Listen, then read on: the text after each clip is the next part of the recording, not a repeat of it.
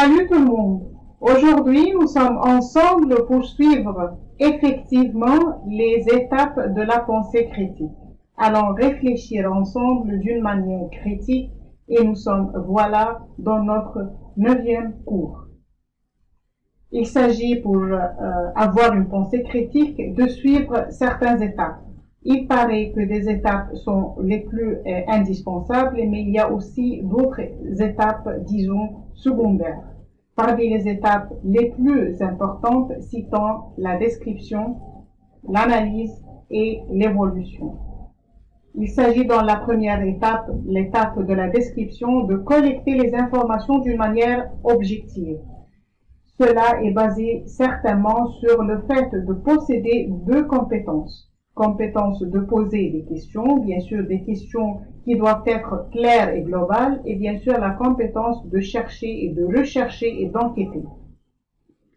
Penser d'une manière critique, nous devons alors suivre l'étape ou la compétence de l'observation.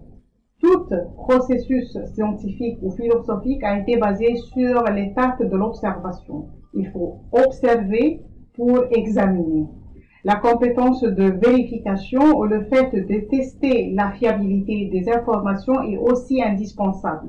Nous devons nous poser des questions sur la personne ou la source de l'information offerte, aussi des questions sur la condition ou le contexte de l'hypothèse, là où nous allons baser notre réflexion par la suite.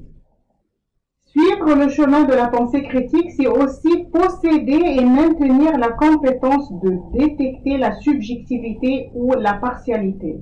Nous devons garder cette compétence pour faire la distinction entre toute information subjective ou objective, toute information complète ou partielle.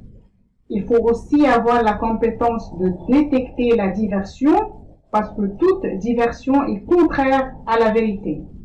Aussi, il faut maintenir la compétence de découvrir les contrastes ou les oppositions qui sont toujours contraires à la réalité. La compétence de préciser la relation entre les informations et les problèmes reste aussi indispensable. Les informations sont des informations ou des hypothèses ou des données fiables, alors qu'un problème est toujours un problème à faire face. Une des étapes ou des compétences les plus importantes aussi pour penser d'une manière critique, c'est la compétence de reconnaître les relations ou les modèles. Cela implique bien sûr trois étapes secondaires, citons, ou trois compétences secondaires, citons la compétence d'organiser les informations, de les classer ou de les comparer ensemble pour arriver à un testament fiable de l'information. Aussi, la compétence de reconnaître les relations qui existent entre les informations ou les situations à comparer. Et enfin, la compétence de produire ou d'engendre les idées ensemble. Pour avoir une compétence d'organisation des informations, nous pouvons maintenir ou maîtriser 5 sous-compétences. À citer, la compétence de classification, la compétence de mise en ordre, nous devons organiser les informations données, la compétence de comparaison, la compétence de résumé, et enfin, et bien sûr, les compétences de reconnaître les relations qui existent entre les informations elles-mêmes. Pour reconnaître les relations, il faut maintenir et maîtriser 4 sous-compétences.